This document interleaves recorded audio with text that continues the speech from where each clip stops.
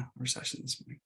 So let's pray, folks. Heavenly Father, thank you today for this morning. Thank you for this space. Thank you for even the bold and courageous conversation of on-site counseling to engage this with us around what is happening to our youth, God.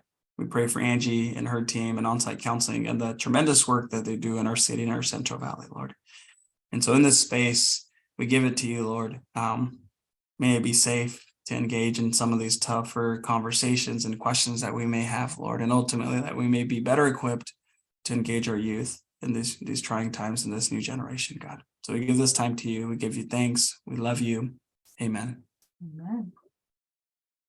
All right. Well, good morning, everyone. And Jeanette, if you could do me a favor and moderate the accepting people into the room that help here. I keep losing it. But yeah, I do want to say good morning to everyone. We had, it's hard to tell, about 40 people register for this morning session, more than 20 churches. So it's always fun to see just a great group, not only from urban Fresno, but also our rural parts of the Central Valley. And so on behalf of the Center for Community Transformation and the Center for Anabaptist Study, which Lynn Jost here, Dr. Lynn Jost is joining us this morning, we would like to say welcome. We are both part of Fresno Pacific Biblical Seminary, as is on-site counseling, where Angie Turner is joining us from today. And so my name is Carlos. I do serve as the Executive Director for the Center for Community Transformation here at Fresno Pacific University. We are a community-based organization. Our website, cctfresno.org, and we offer all kinds of equipping in ministries amongst the vulnerable in our community. I have various of our team members here with us today, and all of them are here to serve you and engage you in preparing folks for all kinds of ministries that may be a little bit out of the box, if you will. And so because of that flexibility in that space that we operate, we offer training series like we do here, and bring in folks with experience like Angie Turner to join us and have this conversation with us today. And so on behalf of Dr. Andre and Fresno Pacific University, I do want to say welcome and greetings in the name of Christ. And so just so you know, this webinar series, New Skills for a New Era, we poll about 800 churches in the Central Valley at the beginning of each year.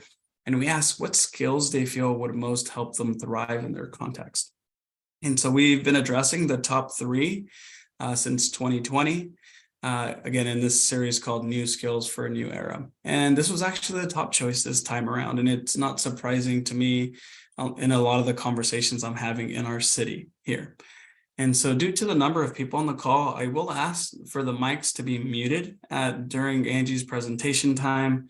There is going to be a time of question and answer after Angie's time this morning, but I do encourage you, if you do have questions, please stick them in the chat, because that'll actually help organize them, and our team will be moderating the chat. It'll help us get the questions ready for Angie after she is done with her time. And so again, this is our top session. We also do this in Spanish. And so if, which I pray and hope that you do find useful today, you know, somebody who may benefit from this in the Spanish language, we will be offering that next month in Spanish. And so again, do ask that your mics be muted, but we will be allowing time for interaction with Angie after this. I do want to introduce Dr. Lynn Jost. Lynn, would you say a couple words about the Center for Anabaptist Study before I hand things over to Angie this morning? Delighted to do so. We're happy to serve you and so glad to be working with you, Carlos. Again, a reminder that I think many of us pursue the vision that is the center of the center. And that is that Jesus is the center of our faith, community is the center of our life, and reconciliation is the center of our work. And so we join with Angie, with Carlos, and with all of you in pursuing that goal. And again, if we can be of resource to you, please do not hesitate to ask. Thanks. Angie, blessings as you lead us today. Man, thank you, Lynn. And so our topic today is what is happening with our youth. And you may have seen the little subtitle there, but it said, it seems right now that our young people are falling apart, mental health issues, depression, suicidal thoughts, deep questions concerning identity. How do I understand what's happening with our young people today? What is causing this, and how do I help them? And by the way, guys, I don't always sound like this, like a prepubescent boy, but I lost my voice on Thursday and it's slowly coming back. And so thank you for having me this morning. But without further ado, Angie, I'll let you introduce yourself if you're okay with that. I'd love for you to say a little bit about on-site counseling, and the time is yours here. Gladly. So really good to be with you today. I'm Angie Turner, and I am the director of on-site counseling.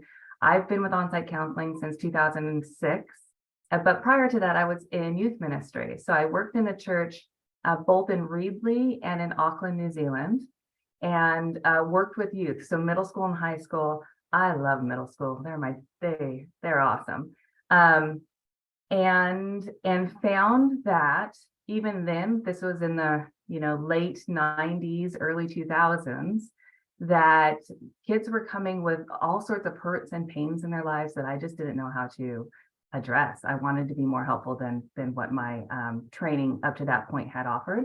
And so I stepped into the world of marriage and family therapy. So I am a graduate of the seminary, the Fresno Pacific Seminary, and Fresno Pacific University as well, and really found that my heart for ministry that I had at one point was serving youth through a youth director positions, really continued and blossomed in my marriage and family therapy work. So I've got a very small caseload, but I run the agency. We've got about 35 clinicians, and we're in about 12 local schools, elementary and high schools. We work with some nonprofits where we're providing therapy in these locations. And then we also have some center-based work. So we're therapists who are seeing people at our Fresno Pacific's main campus. We're also at the Fresno Pacific Visalia campus, and we've got an office in Reedley where we coordinate with the MCC offices there. So I on the daily get to talk about therapy with youth. And so I was glad to do some more research as I prepared for this and have something to share with you today. So with that, let me share my screen and let's jump into it.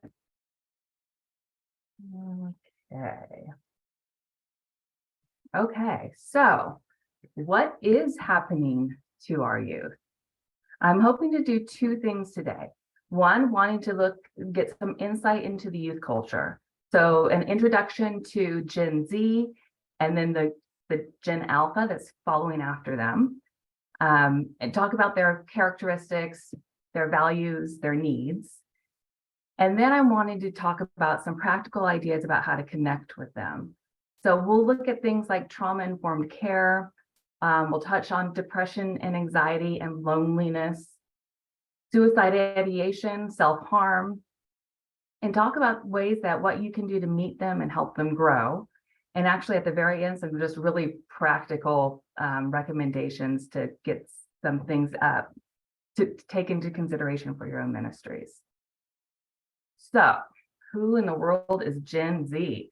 Here's a timeline. So we've got the boomers who were born in 1946 to 64-ish, and these are all, depends on who you read. These aren't hard and fast beginning and end dates, so they're kind of ish.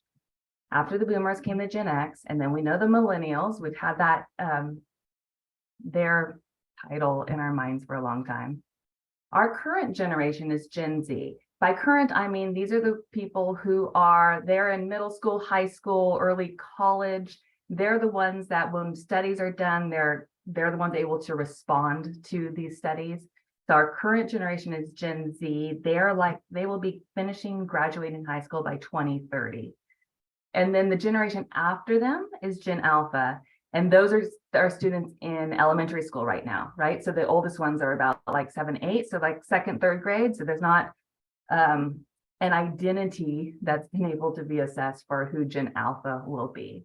So today we're talking about Gen Z. I'm going to show you this video. Now, this video is done by the San Diego Union Tribune. It was a couple of years ago. They are, you'll see like 5 seconds worth, they are talking about a podcast that they're offering. But I think it just gives a good overview of some of the characteristics, some of the values of Gen Z. So while I don't know that I shared, let's see. All right, we're going to go for it. You're going to have to tell me, Carlos, if I missed the sound. What is Generation Z?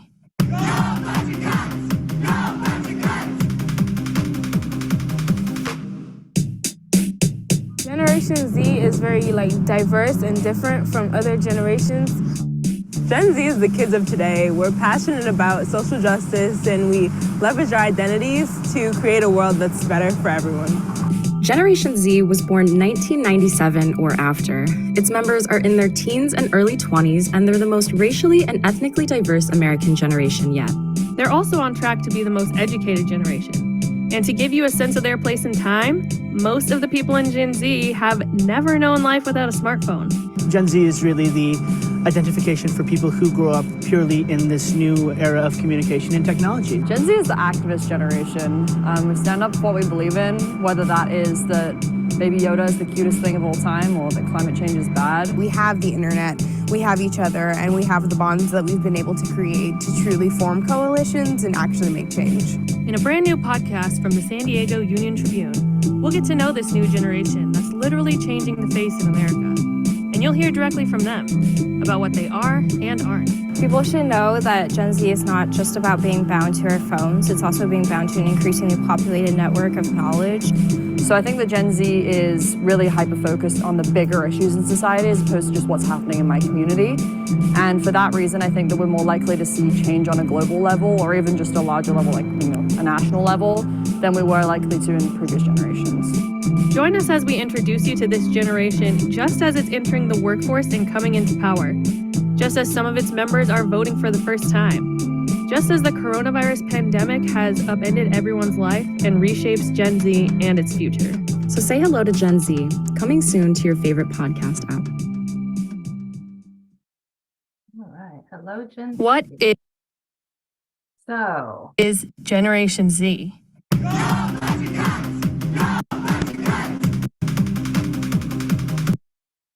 I apologize. All right, so Generation Z. Like the video shows, this generation grew up on screens. In 2007, the iPhone was released. In 2010, the iPad was released. This generation has never been far from a screen, and where they are connected to all sorts of things, to people, to games, to information, to videos. We all have relationships with screens. Our presentation today is on a screen. We are talking through this. And so I'm wondering, and I'd like to put a poll up if possible, and here we go. A poll for those in our group. How many screens do you use at one time? So think about, for me, I think about the days that I'm working from home, or not necessarily working from home, a weekend on the couch. Maybe I'm watching TV and it's possible I've got my phone with me because I'm responding to something, and then I have my laptop with me. So I think I'm just giving you what my answer would be. My answer would be 3. But how many screens do you maybe have going at one time? So we've got some information coming in. Are you able to see this live like I am?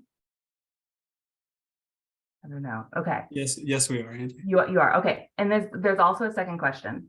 How many hours of screen time do you average per day? So on my phone, they tell me every Sunday what my hourly hours are. Just wondering, for our group, where are we? So you're seeing this information come in. So we are, majority of us, 2 screens is at 50% of us maybe have 2 screens. Others have 3. That's our 2 largest ones there. How many hours of screen time per day? We're between the 4 and 8 hours. The majority of us are in that group. Okay, so and I don't know how many of us are Generation Z, but even us non-generation, other generations have a lot of hours of screen time. And so our youth do as well. And so just think of when I'm talking to my therapist, we're often talking about, in therapy, usually it's been talking about what's happening in a person's life, and we think about their life, where they have like real in-person interactions with people. And lately I've been needing to talk with the therapist about assessing for and talking with people about how do we stop this, sorry. Can you take down the poll, Carlos? Or I got it, there we go. Talking with people about assessing their online life, because what is happening online takes up a lot of time in our days. It's a place where we have a lot of interactions. It's a place where we spend a lot of time, and it can be hidden and unknown from other people. So the generation is more tech savvy. They've got access to knowledge. They're in communications 24/7. There's often like really difficulties, even with the elementary age, of turning their phones off at night and getting some sleep. There's a lot of sneaking a phone to bed. They may consider themselves to be emotionally close to people. And you can come to find out that a lot of times their closest friends, or sometimes their closest friends, are actually friends that they know through social media or somewhere online. And so those in-person friendships don't develop in the same way that past generations have done it. So you will see then that today's generation of teens, they usually do spend more time with their families. They might choose to stay home rather than go out and hang out with people, because their life is happening. They've got a full life on screen, and to go out and join some other group in person takes some effort that they're not as familiar with. So they grew up on screens. They value self-expression and acceptance. It used to be, so this is something that we are picking up, especially with our college age students, but probably high school as well, that we used to work with kids to develop their self-esteem. And this generation has more of an expansive sense of self. They have more of a confidence in who they are, more permission to be who they are. And I think that is possibly because they're connected with other people online, and they can find connections with people who are similar to themselves. So it's easier. So that helps build the sense of confidence, because you know you're not the only one if you are connected to other people, even if they aren't people that are in your in-person life. So there's more permission to feel themselves at the same time. And this was happening even pre-pandemic, but it is grown since the pandemic. At the same time, they're more lonely. They're looking for real connection and real belonging. They're looking for authenticity in their real life relationships. And they can sniff out inauthentic, they can sniff out rejection, they can sniff out judgment, and they have no patience for or ability to negotiate that. They've got a low ability to negotiate like challenges and relationships where they feel like they are not accepted. They are passionate about causes. This is the era of activism. It started with, at least I started noticing it with the death of Trayvon Martin in 2012, but then you had Mike Brown and Ferguson in 2014, George Floyd in 2020, with lots of other massive incidents in between. You've got Greta Thunberg, who is doing climate awareness, and lots of people following her and active there. You've got Malala Yousafzai, who talks about girls and education. These are all Gen Z people who have a passion for something and need to go out and express it. So they are protesting. We see that even here in Fresno or in our schools, where sometimes that people are standing up for causes that they believe in. They're also about diversity and inclusion. So Gen Z, they are the most racially and ethnically diverse generation to date. And so I'm going to just kind of click through. This is a 3-part comic, and I broke it into 3 parts so that you can, I hope, read it a little better. But Gen Z, they have added their own attitudes towards politics are very diverse.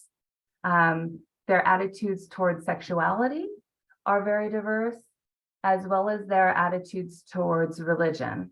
And so, I mean, the comic is just meant to show what is framed as very positive, very helpful things about the diversity in the generation. That is the norm in the generation. One last one here. Gen Z expects emotional safety. They've grown up with the idea of safe places. The idea of trigger warnings, so that if there's any content that they might encounter that might cause them to have a strong reaction that is negative in some way, sad, anger, that they want to be warned about ahead of time. They've got an emotional awareness. They talk about social and emotional programming is part of school districts. And it's been part of school districts for several years now. So even our kids are growing up with more language around emotions than we have in the past. They've had access to therapists in most of their school sites. So I've been personally in school sites since 2005, and we were in schools even before that through OnSite Counseling Center.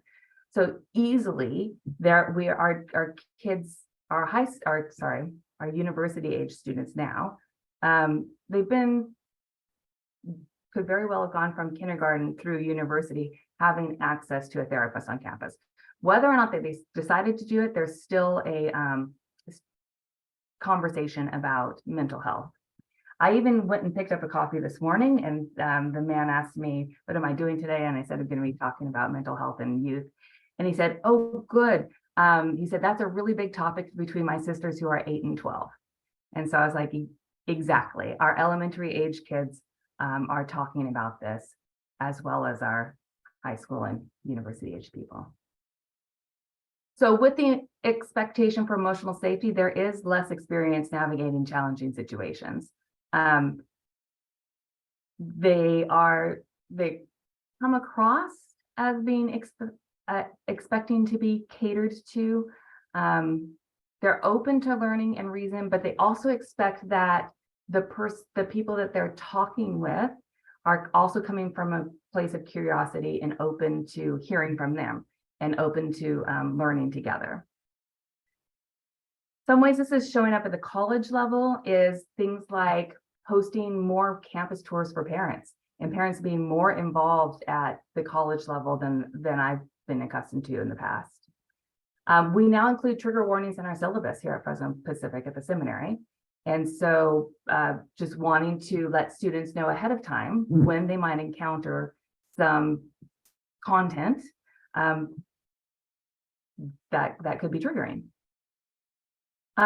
We're also doing some cool stuff like providing opportunities to connect with others and provide calmness or wellness programming. One of the things that comes to mind is last semester at the time of the midterm finals, they brought puppies on campus. So there was a place where people can go and sit around and play with puppies and help de-stress. So there's lots of different ways that emotional safety and paying attention to a person's emotional self are showing up in our current culture. But what do they need? What do our youth need? Even pre-pandemic, they were stressed, they were depressed, they were lonely. We've seen an increase of this in our therapy offices from elementary youth through college age, where even elementary youth are able to name, I feel lonely, and then work through, and then we work with them on that. So while they're always connected online, they're really missing deeper, more meaningful relationships. Springtide Research Institute does research on religion and mental health, and puts out a really helpful information. I'll show you some pictures of it later. But they did some research and found that 47% of young people say they are moderately or extremely depressed.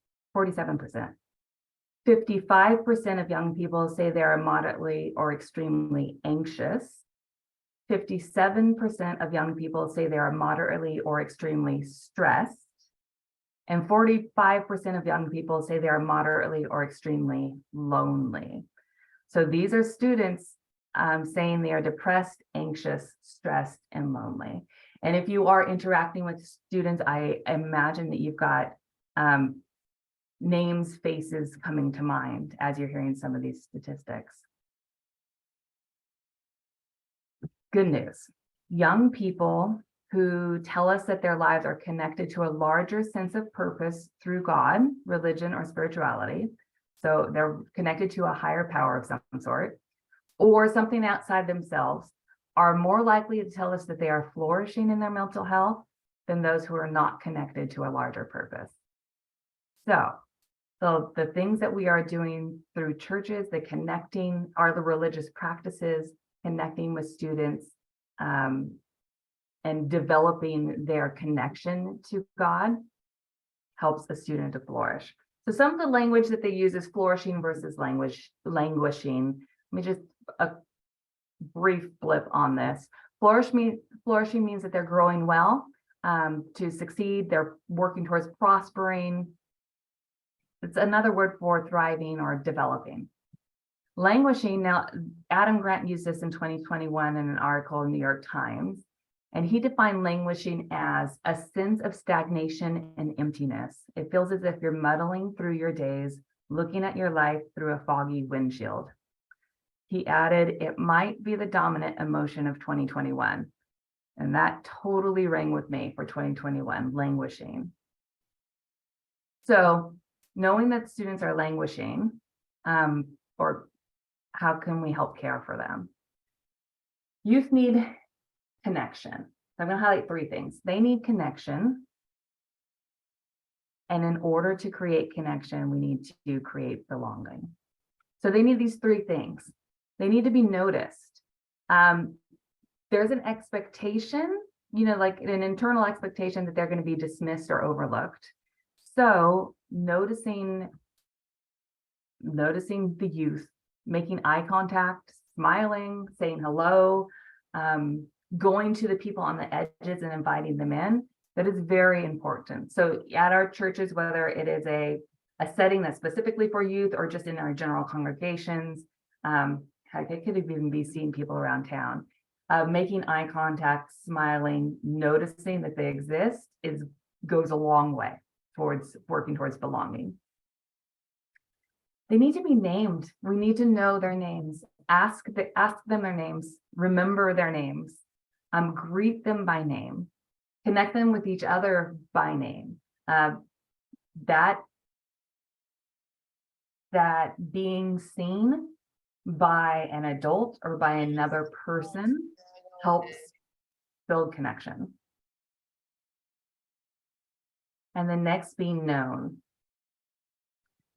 They're looking for their identity, and they are needing unreserved acceptance. So in therapy, we call this unconditional positive regard. The idea is that you are approaching each person as if they are a made in the image of God, as they are a person of value just because they are a person, and approaching people, accepting them where they are, and not expecting them to change or to become something that's acceptable to you before you will have interactions with them. So unreserved acceptance, Generation Z can definitely pick up on. And that connects to safety. So if they feel accepted, then they are freed from the fear of being rejected. They're more open, they're more honest, they're more open to honest conversation. And they need people in real life to talk to. they need practice that is outside of a screen. They need things that are just like basic real life skills to develop, because they are skilled at doing life and things on screens, and they can make things happen that they can use a computer in ways that I wouldn't know. But they also need real life skills. This is a quote out of one of the Springtide's research institutes, and they say this, Erica, age 13, I hope that when I came to my school, there would be a counselor or a therapist or any adult who I felt would care to listen and do something to help me. I wish I had a trusted adult who I thought would be willing to put in the work and help me. Specifically, I want my community to have reached out to me and given me an opportunity to seek help. Not only reach out to my parents who aren't involved. I need someone to care. So there's, you can hear it here, like I need to be seen. So when someone is hurting, if we're able to meet them where they're at, that can help them heal because they are being seen. The second need is expectations. They need us to expect something from them. They need us to be teaching them things. So within our churches, the churches are the places to be teaching about religious traditions, about reading scripture, about the expectations that go along with being a Christian in the way that your church operates. Springtime Research got a responses from youth on the following quote. So, or the following statement, my place of worship or spiritual community expects things of me and other young people that, while challenging, are good for me and other young people. Those who agreed or strongly agreed that they felt expectations from their church were more likely to report they were flourishing. So this is not anything goes. This is a, let me see who you really are. Let me show you who I am. Let's learn together in this. So in order to create expectations, it comes from teaching, but it's also from mentoring. They need people to look up to. Young people need to feel guided, but not forced. So make space to ask questions, make space to listen to them. So if you know their name, you're having a conversation, you're listening to their questions, that is going to be a buy-in for you to have more influence in their lives. You don't have to know it all. Please do not pretend that you know it all. Research things together, learn together. There's no expectation that anybody knows everything and has to answer for everything. And they need to feel challenged, not defeated. So something to live up to and work towards is important for young people. This student says, a trusted adult came to me and showed me genuine concern about my well-being and made me feel really good. People like that are supporting and pushing me to do better. So we've got connection, we've got expectations. Thirdly, they're looking for purpose. They need to connect with something bigger than themselves. And so this chart shows when a person where motivation and purpose increase, sadness and loneliness decrease. It's often an antidote for languishing is living with purpose. Since the pandemic, so this is another piece from Springtime Research.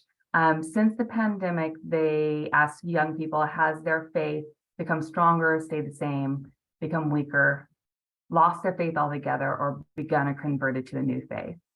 And you'll see that in those greenish areas there, I'm combining the first two, but 68% say that their faith has become stronger or stayed the same. So there is opportunity here because the world is so changing and transitioning that people are needing to know what they can believe, what they can stand on. And a faith is a very important in people's lives. So in order to develop purpose, they're looking for opportunities. Opportunities are critical for mental health, meaning, let's see, opportunities for self-expression, opportunities to connect with God, opportunities to serve in ways that are meaningful to them. So let's see. So Here's some stats on what experiences have people that have helped young people discover their purpose. Asking questions and seeking information about things got the 50%, the highest one. So these are people who want to have some conversations and learn together. Going through hard times essentially is the second one. Following beliefs I was taught about how to treat others is helping them. So the following beliefs I was taught, that means that they were taught things, and they find meaning and purpose in their life by following those. And then see that caring for people, see that music and art are also significant ways of expressing and connecting to purpose. I'm going to go to this next one here. How often do you engage in the following religious or spiritual practices? Now, I do want to say that as we're looking at these religious and spiritual practices, the way that the research study does it actually broadens what I have experienced as my own language about religious and spiritual practices. So new ways of conceptualizing that. So, I mean, prayer, yes, but also they're looking at art as a way of, or making music as a way of spiritual practice. Being in nature. So we do hear of more churches, right, who are meeting in places of nature and being in God's creation as a way of, as a spiritual practice. Yoga, martial arts, other physical activities. The one that's not written here that Springtide did mention was also conceptualizing protest as a form of religious practice. So as a way of standing up for what you believe in saying something about it, showing people where you stand on a given topic. All right, so what do youth need? Connection, expectations, and purpose. My quick break. I'm going to take a drink of water and then we're going to jump into the second half. Here we go. There's a cute little unicorn for you. All right. Second part. So if that's what they need, what are some things that I need to think about in my ministry to be connecting with youth? I want to talk a little bit about being trauma-informed. Trauma-informed is the language currently in the mental health field. It's also in the education field. People are talking about how to interact with each other in ways that are acknowledging of the place of the other person, that are not intentionally triggering or doing harm, because we can have communications where we are doing harm to each other, and we're wanting to create environments where we are inviting each other to be their whole selves, learn from each other, and help connect to purpose and God, and etc. So because safety is an important theme in Gen Z and Gen Alpha, want to think about what might trauma-informed ministry look like. But first, before we get there, let me just say something about what trauma might look like in youth and young people, because it can look different than what it does in adults.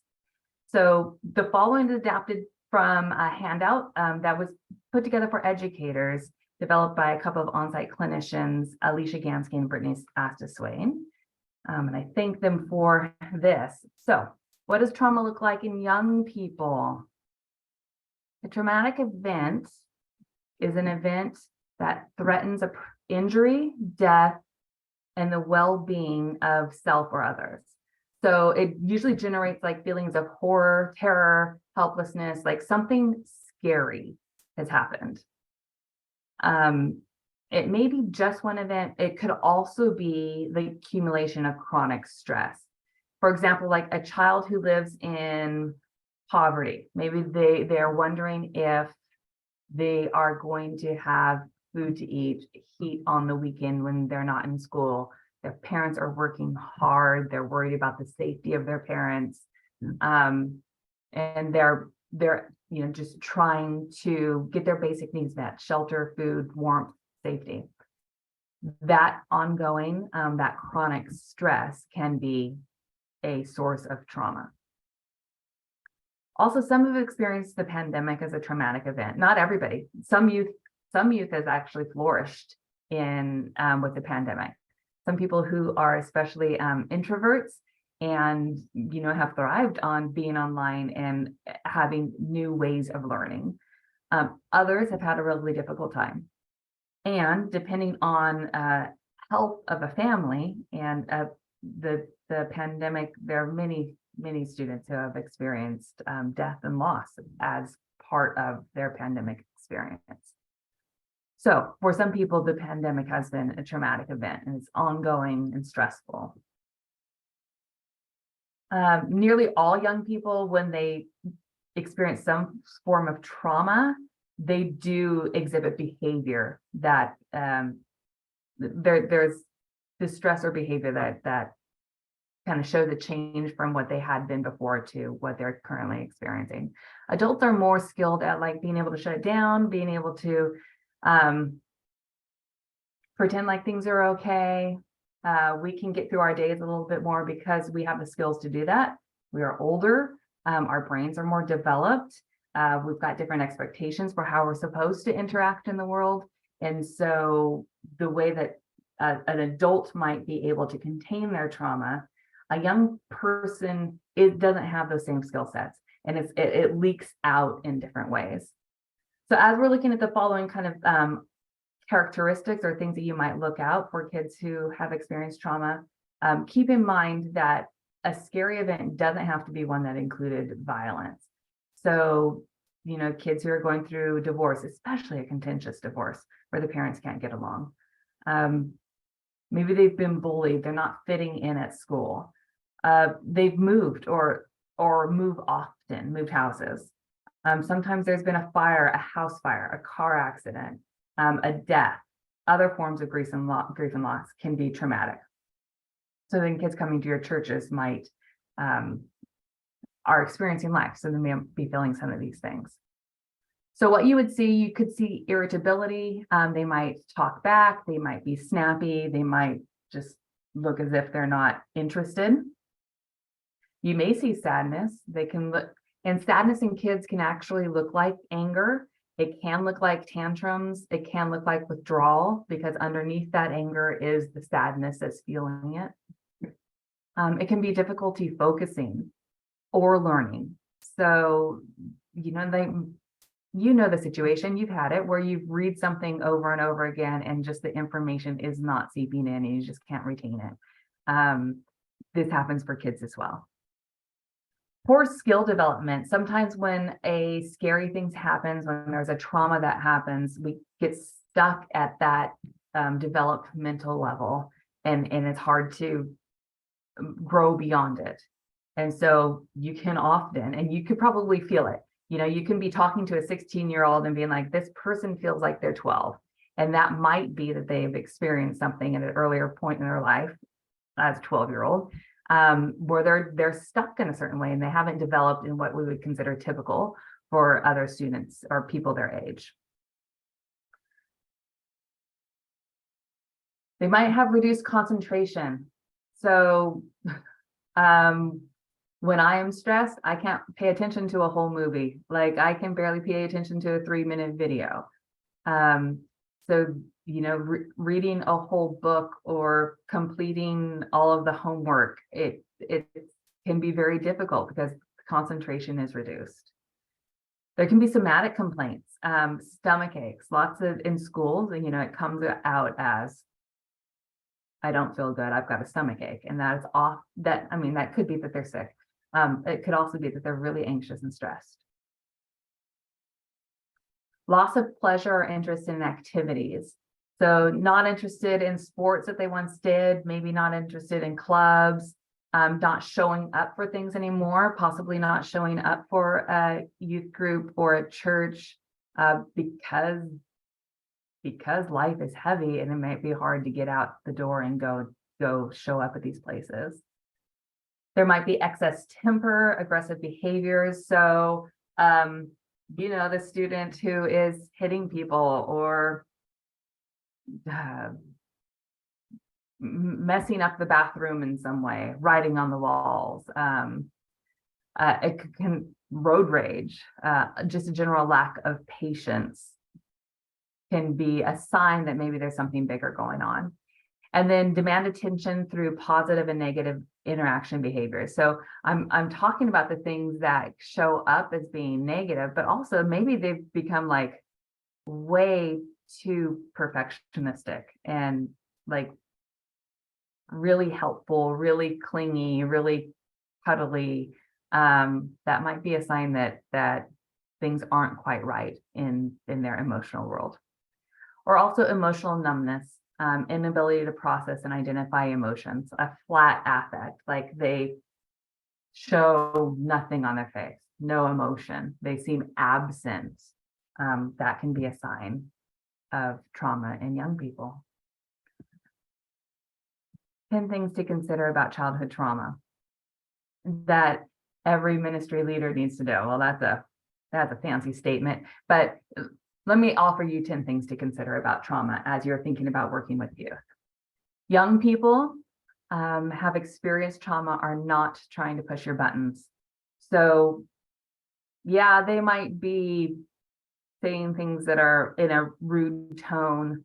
They might not be following directions, but it's not about you. It's about what has happened in their lives and what the trauma that they are trying to process. It won't be like this all the time. This could be resolved if they have connection and help resolving it.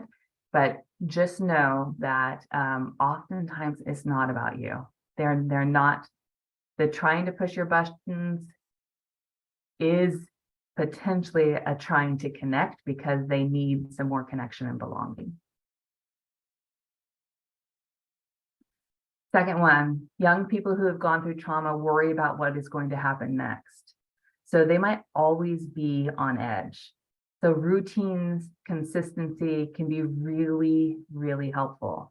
Talking them through what to expect, what's going to come next can be very helpful so that they're already sort of on edge. We don't want to increase that by always offering surprises and things that they have to adjust to. Adjusting to changes is going to be kind of hard. So creating routines and consistency, talking them through what comes next, and then keeping your word. If you say that you are going to do something next, what does this look like? If you say that you're going to have snacks next, well, then definitely go and do the snacks next. They need to know that you are a trustworthy person.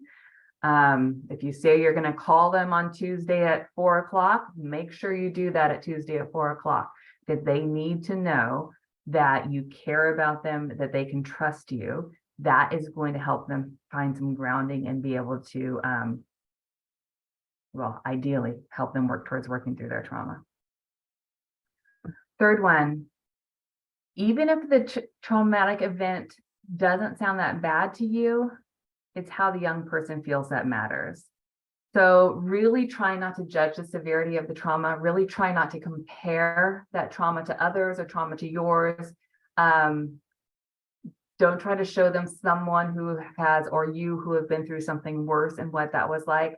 That just totally misses where they're at and who they are and what they are going through. You've got to honor who they are, the person in front of you, and the way that they're experiencing it. Meet them there and help them feel seen there. Also keep in mind, depending on the young person's age, especially if we're talking about kids who are elementary age, they often have no control over what's happening to them. And so they go through really hard things because they're in families. They are very aware of what's happening. They pick up on the emotional content of what's around them, as well as, you know, they're trying to make sense of what they hear and know. And the darlings have cute little brains that they're not adult brains. So the way that they make sense of things might not be accurate. So honoring where they're at in their trauma though, and their reaction to it, knowing that they don't have control over it, and then, well, I would say help them sorting that out. But that's my therapy hat for sure. Can be helpful for them. 4, trauma is not always associated with violence. I said this earlier, that it could be divorce, bullying, moving, fires, car accidents, other forms of grief and loss. there's other things that I'm sure can go here that people experience as traumatic. 5, you do not need to know the details about the trauma in order to help. So even in therapy, we do not insist that people talk through all the details about a traumatic event. That might be something that makes the trauma worse. And so in our churches, you can notice that the young person is going through something difficult, and you can meet them on that difficulty. And you as the adult have to be okay with not knowing all the details of it. And that will be fine, because it's about meeting the student who is in front of you and with what they're going through emotionally. You're not usually in a place to be the one that's fixing all the problems. So no need to fix it, meet them where they're at. And no need to know all of the details about it. Number 6, young people who experience trauma need to feel they are good at something and can influence their world. So, I mean, this harks back to the idea of purpose, and that when we find purpose and motivation, and when we have experiences, that increases our sense of control, and that increases then our sense of well-being in the world. It moves us towards flourishing. And so finding things that they are good at, and it can be simple. Contributing causes that are bigger than themselves. You know, that might mean that they go grocery shopping with you and they help push the cart. That might mean that they have some mentor in the church that is teaching them how to make chocolate chip cookies. You know, that might mean that they are doing yard work, some sort of meaningful activity that is contributing to their sense of well-being, helping others. And it's really awesome if it helps them learn how to navigate the world. Those are things that can be really helpful and influential. So notice, like, I'm talking to my youth director self, it's the big events can be fun and are awesome, but it is the day-to-day life stuff that if we can create times to connect with young people, those are the places that have a lot of meaning, a lot of influence. That is where we are able to model life, help teach them about how we experience God, about how we practice our faith. That is where we get to have conversations. And then the young people get to learn from us. They learn what the expectations might be that they are looking for. They're looking for some direction. 7, there is a direct connection between stress and learning. So a person who's experiencing trauma may not be able to retain information. I know I said that earlier. So they might be forgetful, they might miss an appointment, they might come really late to something, they might forget to text you back. Their brains just aren't quite working very well because the brain's absorbed with other situations. So just think about what happens to you when you're under stress. You know, have you ever lost your keys or locked yourself out of your house? And then think about what the equivalent might be for a young person, because that happens. That's one of the effects of trauma. So a few more here. Number 8, self-regulation can be a major challenge for young people suffering trauma. Like I said earlier, they're young people. They haven't developed they haven't had the life experience to develop the skills to manage trauma and work through their own emotional reactions. And depending on their family of origin, some families are able to teach and help a person learn how to manage their internal life. Other families don't. So having clear expectations and modeling positive coping strategies could be really helpful for that young person. Number 9, it is okay to ask a young person, what can I do to help you make it through the day? It's okay to name it. That helps them feel seen, and they might be scared of being seen, but they want to be seen. So what can I do to help you make it through the day? Or just acknowledging where they're at and what you are seeing, and then coming to them in a way that is open to hearing what's going on and supportive of them. And then finally, I am a therapist, and I want to suggest that therapy may be helpful. And they still need you. So therapy where we are working with the students or their families, and I don't know, processing a trauma or helping build relationship, whatever that build some social skills so that they can have interactions. Very important. We can do a lot of, we see God at work in our therapy offices. And it is wonderful when there's the church involved. If there's a mentor at church that they can be connecting with, if the church is teaching them about ways to see the world, about interacting with scripture, the church's point of view, that is critical. And that is not something that a therapist does. That's something that a church does. So we love it when those two things, then we can be working together. All right, so I'm going to a couple of ideas for just some recommendations for churches. I feel like I'm throwing you in a lot of information here, but want to put these on your radar because you might be thinking, okay, I know I want them to belong. I want to connect them with purpose.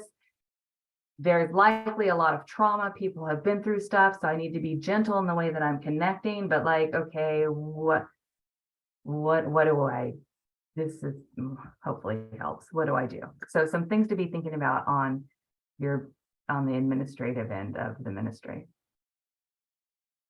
One, I'm getting like nitty gritty. I really encourage you to think about crisis protocol.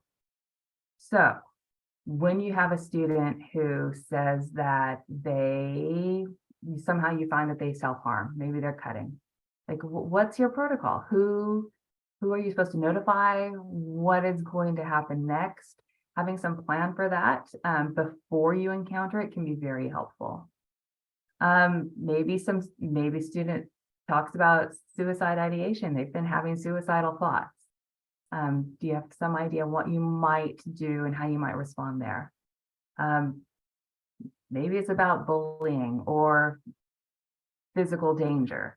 Maybe they were reporting abuse, violence, interpartner violence. So maybe this is more, I would hope, well, no, I don't hope it, but this is more like high school, college age. You know, they're potentially in relationships and violence in their relationships. Like, how might you address that? Or I'm throwing in the active shooter because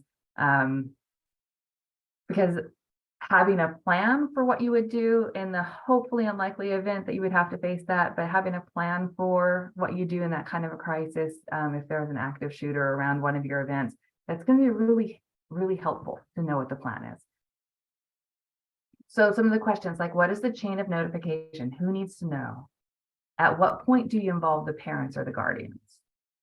Do you keep records of the events and where do you keep them? How are they kept confidential? Making sure you've thought through those part of it. And then I also encourage you as part of your crisis or just having a list of people to refer to. So therapists in your area, knowing where the emergency services are in your area is really important. So, I mean, we are a resource. We're glad to be helpful for you. This is a flyer for OnSite Counseling Center, the center that I am director of. And whether we are a good fit for providing therapy or you want to consult with us about figuring out other therapists that are closer to your area, consult with us about some protocol. You're like, I'm not quite sure what self-harm is and what we can do there. Maybe we can provide some information and help you as you navigate some hard things with the students that you care for. Second, I really do recommend mandated reporter training. So every adult who works with a minor in a church setting is a mandated reporter. Now, California offers a free child abuse mandated reporter training, and we'll have the link for you. I'm hopeful that you're already doing live scan. So you're already looking at background checks for anybody who's working with minors connected to your church. But this live training takes a couple of hours. You get a certificate at the end, and it will help you in being able to identify abuse and know how to respond to it. So mandated reporter training. And then the last one would be suicide assessment training, because kids trust you and they might actually tell you what's going on in their lives, which is great. And what's going on in their lives might be kind of big. And so you having been introduced to some skills about how to, in this case, do a brief suicide assessment might be very, very important. The link that I'm going to give you here is also a free training for individuals and systems. So there's a place for clergy anyways, there information there for you. But it's connected to the Lighthouse Project, which is they use the Columbia rating scale, and this is actually used worldwide. So this is the one that has been researched, and this is the standard. And so this is a card here that you can download, print out, have available in case you encounter someone who's expressing some thoughts about suicide. And so just briefly, this is like briefest training ever. One, have you wished you were dead or wished you could go to sleep and not wake up? Very important question to ask. And have you actually had any thoughts about killing yourself? And if there's yeses there, then you would go on. Have you been thinking about how you might do this? Have you had these thoughts and had some intention of acting on them? And if that's a yes, then you're in a high risk area. Have you started to work out or worked out the details of how to kill yourself? Did you intend to carry out this plan? If yes, it's a high risk. You're going to want to have a plan for how you intervene. And lastly, have you done anything or started to do anything or prepared to do anything to end your life? If this is a topic that you're interested in, we can get to it more in the Q&A. I'm glad to unpack this more, but I want you to have at least had a view of this so that and know how you can access training and know that I'm happy to talk with you about this to get you prepared in case it's something that you encounter. So I'm working towards wrapping up a couple more resources, especially for churches. This Springtide Research Institute is phenomenal. They've had some free presentations. So I went to this one about mental health for faith leaders. They have a ton of, if you like statistics and research, I've got the book in front of me and it's like 100 pages. Plus they have free resources on their website. So you can download lots of information there as you're thinking about mental health and what's going on with the youth that you are working with. I also read this book, iGen. So it was released in 2017. So this is pre-pandemic. You got to kind of know that as you go into it. And iGen was the previous another name that was suggested for this generation, but then Gen Z is what actually stuck. So it says iGen, it's actually talking about Gen Z. Really, yeah, I recommend it. Okay, so what is happening to our youth? One, they need you to create connection, expectations, and purpose. They need you to model what it is to live a life that is trusting God, model a life that is trusting that God is at work in this world. I'm excited by Gen Z. I know that they are flipping everything on its head, and we're all trying to figure out how do we connect, and we all know that our systems and the way we've done things are transitioning because the way we used to do them doesn't quite work. But I think we can figure this out together if we're actually engaging with and listening to Gen Z. So thank you for listening here, and I'm glad to do some Q&A. All right, Angie, I do have a couple of questions in the chat that came into me privately. The first one was actually asking about a podcast you had mentioned early in your presentation. Would you be able to rename that podcast? Yes. Which one did I mention? Yeah, let me get back to it. Let me think through. All right, and I'm sticking that resource, those resources you mentioned in the chat here. One second. I probably have several podcasts to mention, so I will write some podcasts in the chat. I'm sorry, guys. That's a very ugly long link. I'll work on compressing that link. And it was a podcast mentioned in the video. But all right, so I have So while you get that, Angie, I'll go ahead and read out this other question that came to me as a little bit of a prompt and then the question itself. But it reads, Angie, thank you for this great information. You're calling for radical and unconditional acceptance. Some of us are challenged by the call to accept sexual dysphoria in all its forms. My question has to do whether affirming sexual identities that are neither cis nor hetero is the best way to accept. Is it possible that some of these questions have more to do with testing how well we accept them than a clear dysphoric identity? Do you have any caution about affirming sexual identity? I do not feel equipped to discern a Gen Z person's identity. Is affirming the best way to express acceptance? I want to find the best way to welcome several Gen Z kids in my congregation who are presenting these identities. There is a seminary trained therapist in our church who is expressing caution. What do you advise? It's a very loaded and big question there. Yeah, and there's some. Okay, so I'm trying to like parse it out in my mind, because there is it's going to depend on where you are, what your church, what your own theology is in the church. So is the question about how do you accept the person in front of you, even and while not necessarily wanting to inform or embrace their the way that they express their identity? They want to find the best way to welcome Gen Z kids in their congregation who are presenting these, these identities. And so I think maybe recommendations from your standpoint, any maybe resources they may tap into as well. Okay, so this one's stumping me because this feels really big. This is where I would love to have conversation about it. So if you're the one who asked, I'm happy to conversate about it offline here, because I don't know that there is a simple way to do it. So one thing I would suggest is learning more about it. Doesn't mean that you have to like what you learn, but at least learning more about, maybe you even ask a young person, maybe they have some resources that they would like you to be aware of, and you are look into and try to understand it from their point of view. Again, that's not to say that you land on and embrace their point of view, but at least then there's a feeling of being heard, and there's some common ground there, some more information about where they're coming from. Something we talk about or go ahead, Angie, I'm sorry. No, you go ahead.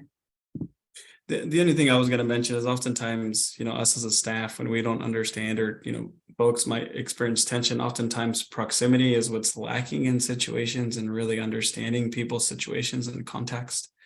And so I think you're encouraging piece to, hey, learn a little bit more, understand that situation a little bit better.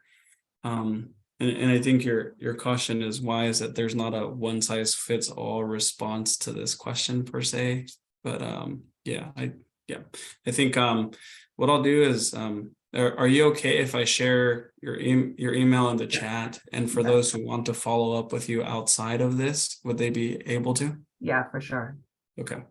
For sure. Another question here that I see is, how can leaders be supported when crisis occurs, or to process what they hear, which, defined as secondary type exposure to trauma? Trauma, not trauma.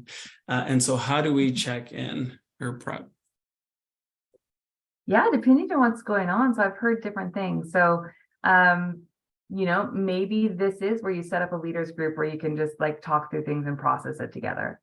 Other places I've heard of where there's significant things happening in congregation, maybe you do bring in a therapist to help debrief.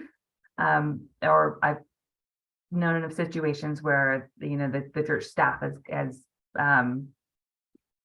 experienced something hard together, and so therapists coming in for 3 or 4 sessions to help talk through that and debrief it. I think the secondary trauma, that is very real, or we also call it vicarious traumatization, right? Because therapists have the benefit of learning the skills on how to keep it. We have some boundaries. We've got some professional boundaries where we hear about things that are happening in life that are hard, and we honor that, but we don't necessarily carry it, and we don't have that responsibility to be following up on it in the way that a church member might. So the weight of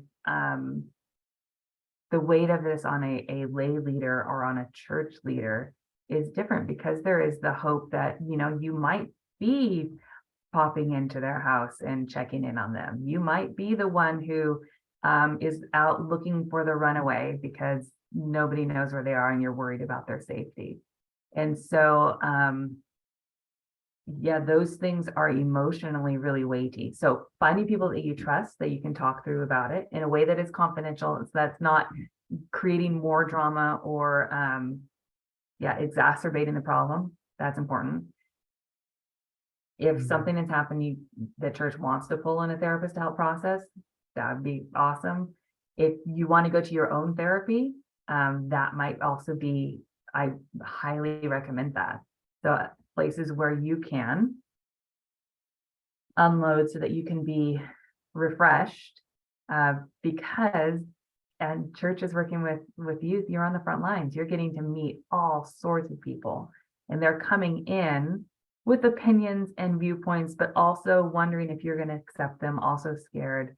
And you're going to need the support as well. Love it. Thank you, Angie.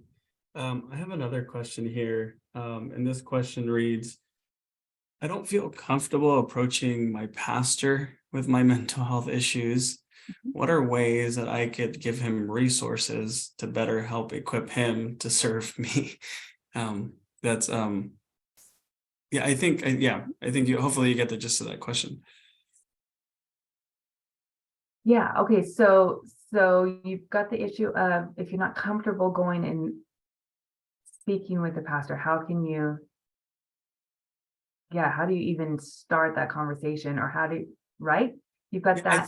I think this could be taken one of two ways. I don't know if it's like a theology issue I've heard this oftentimes in some churches, right? Like it's the like pray or go away idea, right? Or, even some theologians may not be comfortable with therapy in itself. Where on the other end, I don't know if it's a personality thing either. That's one or two ways that I might take that question. I don't know how else but I think it'd probably be related to the first one. Yeah, it's almost like you have to discern if the person is going to be able to hear you. Like, are they a person who is open to conversation and willing to hear where you're coming from? Because I think sometimes people feel shut down and feel like that there isn't space for them to be heard. Feel that the pray and go away idea, the idea that maybe you don't have enough faith. If you had enough faith that you would be healed and wouldn't have to be dealing with this depression, this anxiety, that is actually really condemning of the person who's experiencing it. And that, you've got to discern whether they're going to be safe and even open to it. So not everybody is safe to approach. I wish it weren't the case, but not every pastor is safe to approach. So maybe you also have to look at if there are other people that you look up to in the congregation that could be available to have some of that conversation and support you. Okay. Thank you, Angie. I do see a comment here from Juan Wall, who is also a therapist here in town. But Juan says, I believe it is common for people in churches to encourage to separate the person from the behavior and to accept the person without accepting the behavior. In many ways, we all live in this dichotomy. Yeah, and we hear that a lot, right? Love the sin or hate the sin. The thing that you have to wrestle with is the person on the other end, the person who is being seen as the one who is sinning because they're gay, because they They have a sexual identity that is outside what the church traditionally accepts, that is still condemning for that person. So you have, and I don't have an answer. Like, this is, I'm not going to give you a theological way for the church to frame this. I am coming from a therapy lens as I talk about this, and the experience of working with people as they are discovering that they are sexually attracted to the same sex as somebody of the same gender, and wrestling with their religious beliefs and feeling like it's not okay, and that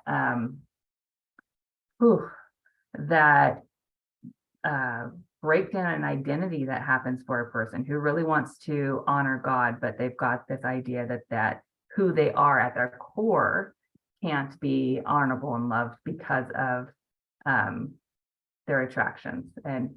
And so the love the sinner, hate the sin feels really, really bad for the person who is trying to figure out who they are in the world and what God thinks about them. And they're wrestling with questions like, did God really create me in this way that he hates me? These desires that I have in my life to have a family, to love children, like these things that are valued in our culture, in my community, that I want inside of me, is that really not allowed? Like, do I have to give up every good relationship that I always wanted to have because it's not acceptable to God and to my community? Those are hard things to work out from that end. So I think it's easier on the side of the person who's not wrestling with it to say, I love you and I don't like what you're doing. And we assume that what they're doing, I don't know, I think is like way beyond what's actually happening. The being empathy, the learning more about the other, being able to see it from their point of view, even that not saying that you have to land at that point of view, but being able to walk with them and see the world from there is can be important for them. Mm-hmm. Thank you for that, Angie. And by the way, guys, so I see your question about asking a question. Absolutely, this is Q&A time. I realize we didn't officially transition. We just ended up here. But yeah, please feel free to ask questions. I do have a couple questions here in the chat, and you know what, Sylvia, go ahead and ask your question if you want to ask it out loud, and then I'll continue with the series of questions I have here. Okay.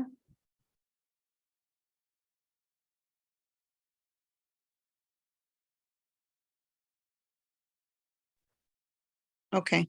Is it unmute? Okay. We can hear you. My question is, thank you for having this. It's really been helpful. My question, well, my comment for all the things that you described about the kids having these kind of behaviors and demonstrating those, like not being able to learn or being irritable or just acting out, like either emotional, physically, or like destroying property, having aggressive behavior,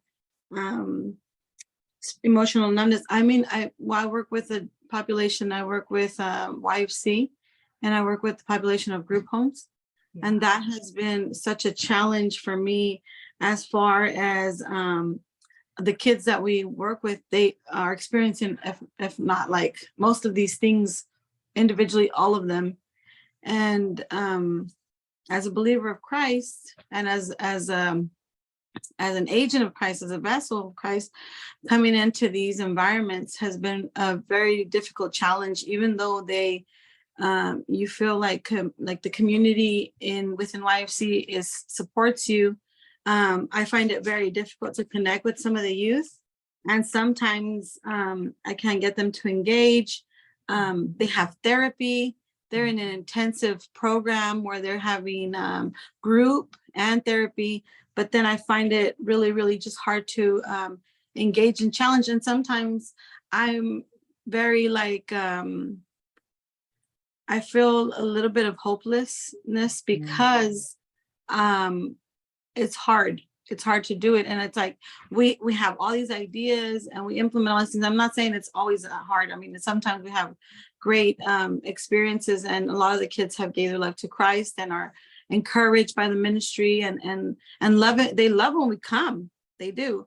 It's just very difficult sometimes to leave those places with my heavy heart, leaving those kids like they're still in that stuff, and not being able to come along them and not know what to do. And sometimes in some cases, and it's been quite the challenge for me.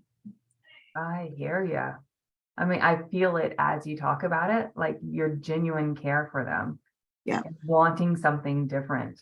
And it's hard when we come, like it's like we're, no, is that the right way to say it? It's like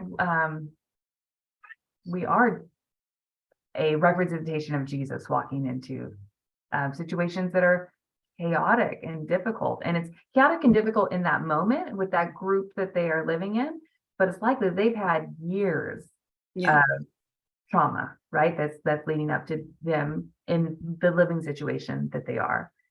And so, so a couple things that come to mind for you. So it sounds like you're consistently showing up, and that's important. Like the showing up is huge. So continue to do that and see that as of great value. Okay, I know it's very basic, but that's of great value.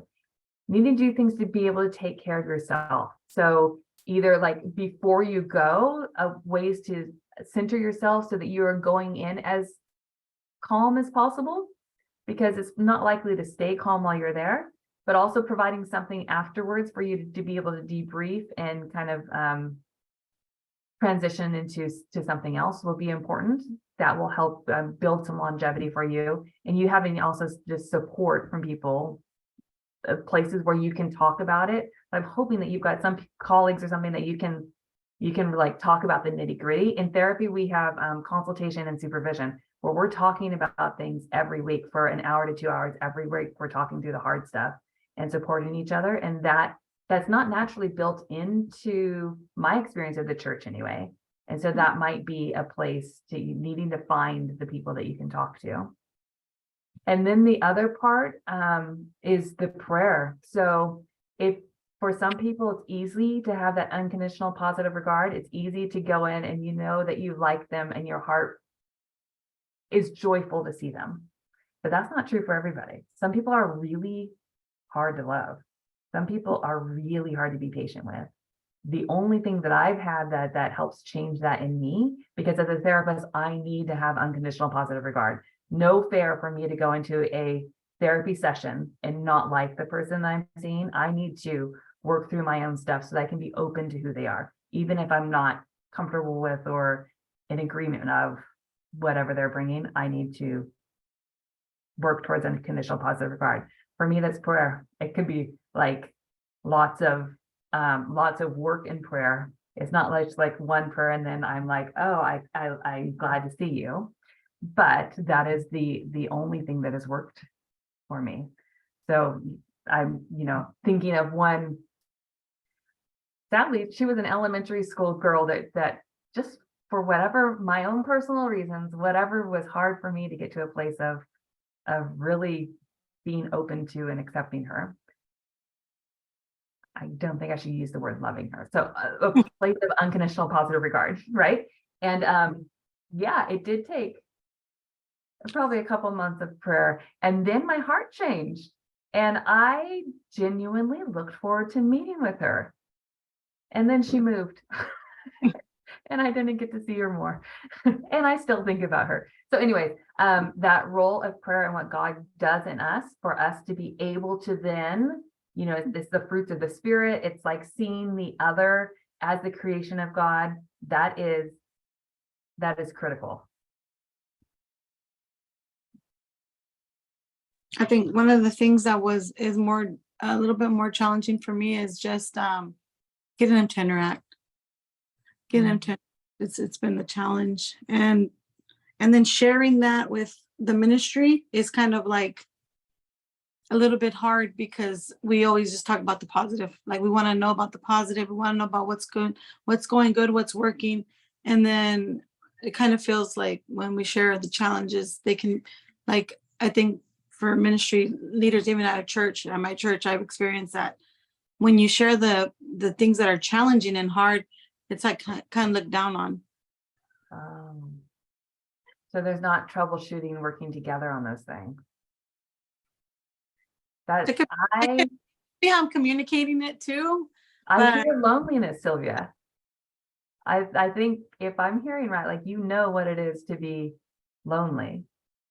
Yeah. And you're looking for possibly, I mean, you know, I'm wrong plenty of times, but you having places where you can like speak the truth like this sounds like it would be life-giving. Yeah. I appreciate this time. Thank you. All right, this is great. And thank you, Sylvia, for asking that question. By the way, folks, not to just throw this in here, but it always continues to help us offer workshops like these and the evaluations that we get. So I did post the evaluation link in the chat. It's a couple questions. It should take you no more than 2 minutes to fill out, but it's always helpful to us here. Just to get your feedback. Angie, you've been fantastic. So I assume this would be great. Tell the truth on it. Absolutely. Can I interact with Shelley's comment? Yeah, go for it. Would that be okay? Yeah. Shelley, Spencer, so much of this work seems to involve being okay with being uncomfortable or holding things in tension. Absolutely. Absolutely. Like being able to not be scared that you are not being scared of the gray areas, because knowing what you believe is you have to be thinking through where you stand on things. And then when we can be our full selves and know where we believe, then we can interact with the other and not be threatened by it. So I think so often we're threatened by new ideas or threatened by people who might see things a different way. And that leads us to then being separate from each other. You know, I didn't mention how separate and siloed we are in our current culture, right? That, there are groups, there's a very us versus them. And when we're looking at reaching out to people in church, the us versus them doesn't work. So yes, being able to hold those things in tension, to be able to stand in the gray areas and still remain calm and open and not having to be defensive, that is the maturity work that we can be doing as church leaders. So then that makes us more open to be able to interact with people as we get to meet them. Great. Thank you, Angie. I'm glad you can moderate the chat there too. That's great. I have a couple of questions. I'm going to hop around just because I'm trying to piece them together. But this is actually related to the LGBTQ question earlier, and I'll read it as well. But this is such a hard topic. I wonder if sometimes we get caught up in lining people up quickly to what we see right, truth, etc. I wonder if our ministry is to accept and love within our moment on while on God's timeline. Can we accept that we won't live to see the outcome of what we pour in? Right? So. Look at that. Can we accept that we won't live to see the outcome? That feels like almost a generational question, right? Can we be contributing? Can we be in this process, not knowing exactly where God is working towards, and be okay with and finding life and flourish even in this part of the journey? That's a good question. That probably comes down to each individual, but also each church. Because we don't have all the answers. Like it, and we've got a lot of influences. So it's with maybe not adults as much as young people, with all of their I'm attaching this to something else, sorry, Carlos, but with all of their influences, online influences, trying to find your identity, right? It is a task of youth to find your identity. And sometimes we try on different identities.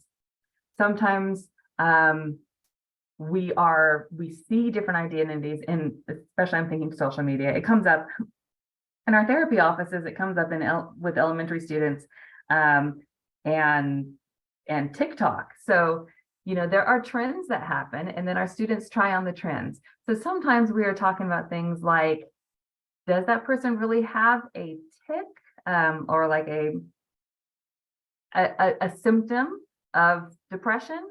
Or is this a TikTok trend or some social media trend that they are imitating, trying on to see if it fits? And so that, I think that is part of all these things, even the identity things. So that is the walking with people where they are, even in the middle of the journey, because we don't know where it's going to end up.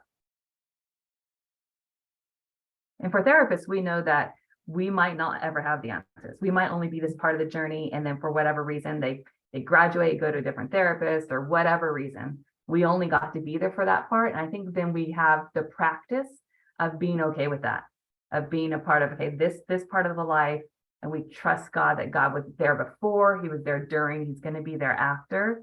And we just have the privilege, like that sacred joy of being able to walk with him in the therapeutic way in that part. That almost felt like a stinger to me when I read that question out loud. Of, am I okay with contributing to God's work in the world if I don't get to see the fruit of his spirit? I have another question here, and this one actually I think ties back to your PowerPoint, but it's on the topic of self-regulation. How do we foster self-regulation in youth? I don't quite understand what that means. Okay, yeah. How do we foster it? How do we help them learn to do things like calm down, get back into their own bodies, their own brains? You know, some super basic things, especially if you're with somebody who is, we would say, dysregulated. They're not in their calm self. They're not in their, they would use the word safe and social self in the polyvagal theory. They're not at a place where they can just like be chill, be relaxed, and interact with people. In the moment, some really helpful things are to get a cup of water. There's scientific things that it does to the body, right? But the water will help. I don't know the science. You can look for the science. Water will help the body calm down. You can teach things like deep breathing. This is another, you can look into the science of it. But being able to slow down, take a deep breath, or even learning some different breathing exercises. So there's something like the breathing box where you breathe in for 4 counts, hold your breath for 4 counts, breathe out for 4 counts, hold your breath for 4 counts, and just allow yourself that there's a slowing down in the breathing. And when you're slowing down, that's helped slowing down the heart rate. That's helping you come back to a place of regulation. So those are some just like simple things to do in the moment. And then there's going to be the piece of modeling. So you modeling what it's like to be frustrated, riled up, but in a way that is socially appropriate.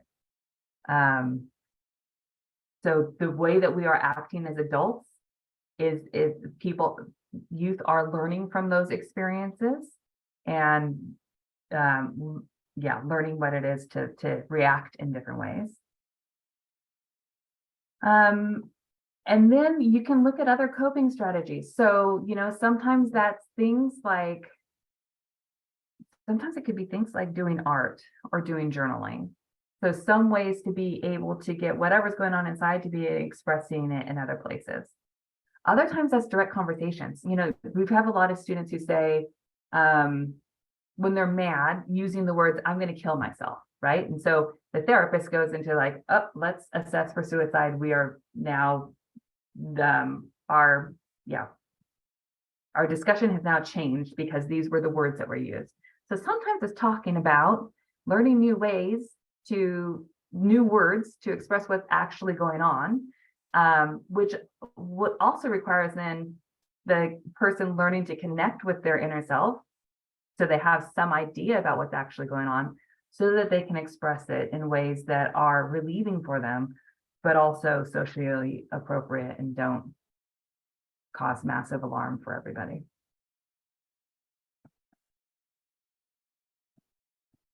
Fantastic. All right, I'm going to read Shelley's comment out loud here, but she says something about the need to connect for leaders as well and combat silos / loneliness. I wonder how much those who work with youth, leaders, teachers, etc., are connecting with each other for support and for a place to share common challenges. So this ecosystem of support, if you will. Yeah, that's interesting, right? Because this keeps on coming up. So students, so we need the same thing that I'm suggesting the students need. We need places to connect and be heard, where we can tell the truth and be accepted, where we can say in a place that is acceptable, like, I'm having a hard time liking this person, or when I'm interacting with this person, this thing is coming up in me, and now I know that I need to deal with it. This person is reminding me of a person in my past who hurt me, and now I've got to figure out what to do with that so I can like the person who's in front of me. Like, we need, ministry has historically felt lonely, hasn't it? Like, this is not just current, this is ongoing. I don't have an answer for this, but why is this? Why is it that the church, that we continue to be places where our leaders can feel separate and unsupported and carry the weight of the world on their shoulders? That's good. I think this one almost feels like a personal question, Angie, to you, and maybe like rhythms, right? But I think you mentioned this a little bit. But as someone who leads an organization for mental health, what are practices that you use to engage in the work? When I'm at work, I'm at work, and when I'm gone, I'm gone. That's good. I don't check into my email, like, usually after I leave work. You don't see emails from me on the weekends. Like, I'm boundaried in that way. I got to go on a trip recently. I was gone for 3 weeks and I did not check my email. Like, that was such a joy. So that is one. There's some boundaries there. I try to remind myself to do it's the basic taking care of. Sleep is my favorite, and I guard my sleep time. And I need to be able to have that sleep in order to have access to my brain. In order to be calm and kind, I need to sleep. So taking care of that need for myself. I need to be hydrated. So I've got a water right by me. I probably drink too much coffee, but I'm not jittery right now. But it is these basic things, hydration. And then I have to be in the sun, because if I'm not in the sun, I get really moody. So, I mean, you hear me talking about, these are like basic life things, and going back to embracing these basic life things that really bring some connection to life, to nature, that allow for space for joy. Because if I have sleep, I've got more space for joy. If I have water, I have more space for joy. If I have time connecting with people who are important to me, it's those things. Yeah, sometimes I need to just see the ocean or see a tree. Sometimes I'm just like, I need to go to the mountains and be in those trees. It isn't like nature.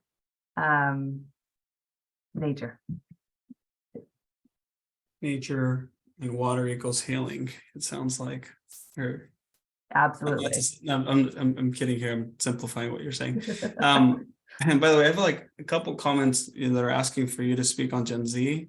What I actually did is, I think 2 years ago, we did a topic on churches bridging toward new generation, which was Gen Z. Because I think we can engage in that topic pretty extensively. I don't know if you want, but posture towards some of these other questions, just that way we have about 20 minutes left and we can get to all these questions. But if you guys would love to engage in that Gen Z topic as well, there's a lot of fantastic research in another webinar series there.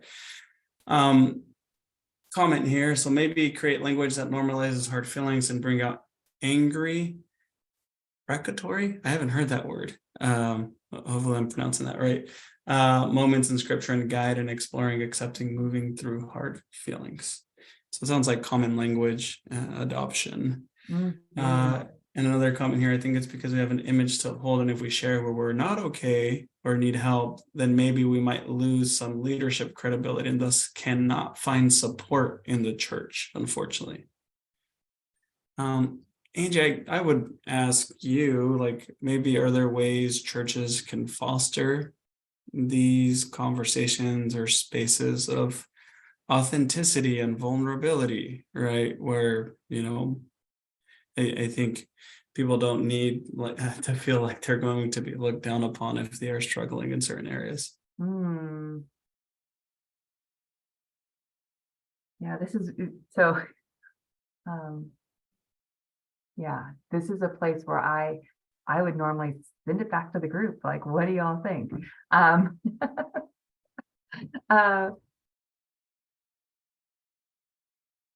I think you've got to identify the leaders who might be safe people to hold that space. And then maybe it comes out in the form of a small group of some sort. I mean, maybe you have somebody who is in the mental health field and could lead that, not because they're a counselor, but they could use their skill set and be part of a group. We definitely, I know therapists who do that and can create, then they better know how to hold that kind of container. Yeah, would you say, or I'm sorry, Angie, go ahead. Find the people who are comfortable in themselves that aren't threatened by new ideas. I think you got to start looking there so that they have the skill set to be able to listen to others and invite them to speak. In safe places, like I am thinking more small groups. This is not a broadcast it to everybody at the church. That is not healthy. This is a group where you have some group guidelines that you've all agreed on, like the things that you're talking about here are going to stay here, those types of things. And probably these are going to be groups that, you know, like there's going to be, the lead pastor can't be in this group and be sharing what's going on for them. Like the lead pastor needs to be in a lead pastor group. Like, so it's people of like responsibility, because it's not healthy for the brand new Christian to hear what's complicated or the weight of what it is to be the leader. Like that doesn't actually help. So the leaders in the churches need, you know, you need somebody who can go to coffee with. And sometimes, you know, I hear a lot of people actually say, maybe even people who's not in the church, it's so nice to have somebody like either going to a therapist could be something, or developing relationships with somebody who doesn't go to your church, maybe not even involved in church. That might be really refreshing. It's nice to have something like not even connected to the world that you're most familiar with. That's fantastic. It sounds like some of that, I think, needs to be led by subject matter expert or practitioner, if you will, rather than top-down leadership. It sounds like, where I think acknowledging who's equipped for what and to do it well. So I think it'd be one thing, I imagine, to say this is safe, but not being equipped and trained to where the environment actually ends up not being safe. And so what are the spaces, where are the appropriate times, or, you know, it's not necessarily Sunday from the pulpit, if you will, but when is it safe to do those things? Right. It's so funny, Carlos, like outside of this, and I represent OnSite. That's where you're going to hear me talk about us specifically. But we are talking about what it might be like to take some, or at least have some groups available for churches. And we've talked about, like, I don't know that churches would want to invite us in, but that we would be open to that. So like maybe a grief and loss group, you know, that we ran for 6 sessions, that we went to the church and made it available to the congregation. So there might be overlap places here that, as we're in this transition in the world, sure, we haven't done it quite like that before, but I don't know why we wouldn't. We'd still have the therapeutic boundaries and structures in place. But sometimes us going to where the people are to be able to provide that, it's something that we are happy to consider and are talking about on our end. Fantastic. And this is great. I think the additional resources I think that you're offering, and to me, they become innovations in faith communities, right? That oftentimes, trying times, new issues, new situations. And I think what we have to consider is the question is, if we keep doing what we've always done, are we going to end up with more of the same? And so I appreciate y'all being on the cutting edge on what those conversations and needs are demanding in community. We have 15 minutes left, folks. Anybody else have a question that they'd like to ask Angie now while we have her here with us?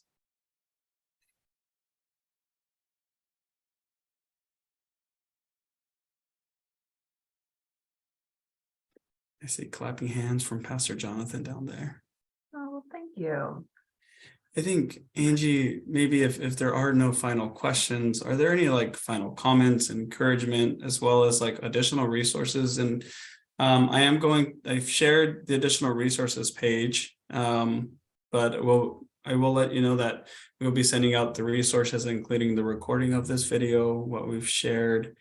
Angie, I didn't even ask for permission, but do we have your permission to share your slides with them? Oh, sure. Yep. Yeah. Okay. And your slides. And so, Pastor Jonathan, I see that your hand is raised. Did you have a question? Let me go ahead and unmute you.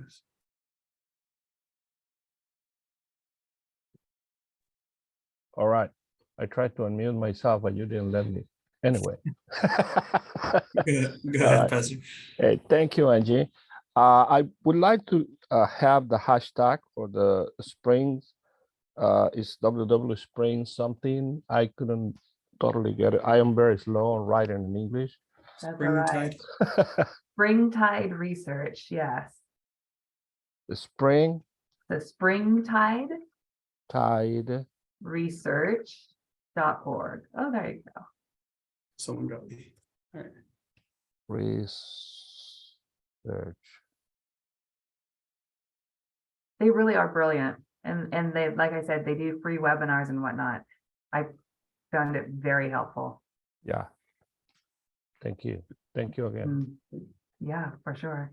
And again, I stuck the evaluation link in the chat, folks. If y'all could help us by completing that evaluation, always helpful to our process here. But Angie, I'll put that back in your core. Any encouragement, comments, or resources that you may share with them now? I think my comment is I'm praying for joy for you. I'm praying for places of peace and connection where your tank can be filled. And as you get to interact with young people, that they're not to be feared, that we are the grown-ups, and so going to them with an attitude of curiosity, an attitude of love. There's this, it can be so life-giving for you and for them. So just encourage that God is at work, that the studies are showing that students are interested in and they're more knowledgeable about their mental health. I think that includes in they're more knowledgeable about their spiritual life. And so us being spiritual communities that have something to offer, as far as that we have ideas, perspectives, and that we are available to connect with them in their real life and where they're at, I think is what we're called to do. Even if we don't know, I don't know what the long-term outcome is. So be encouraged. Thank you for the work that you are doing. Well, Angie, on behalf of FPU and TCT and Center for Anabaptist Studies, thank you for hanging out with us this morning. I know it's been a joy, and just seeing the comments. I know everybody feels the same. And just for those of you who had maybe other questions, know that I stuck Angie's email in the chat. I know she would welcome a conversation as her schedule allows. But thank you again, everyone. Oh, hold on. I see one more hand. Jonathan, are you trying to take a final question? Sorry.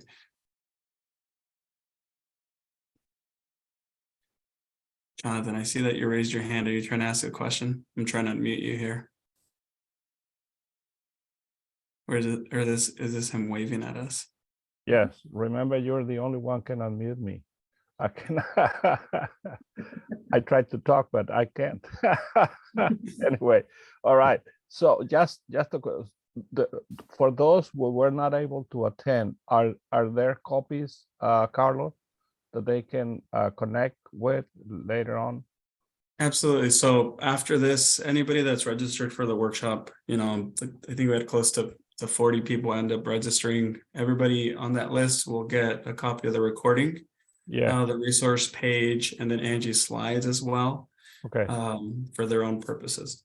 And the I don't think, but by any chance to know who's the one is going to teach on the Spanish speaking one.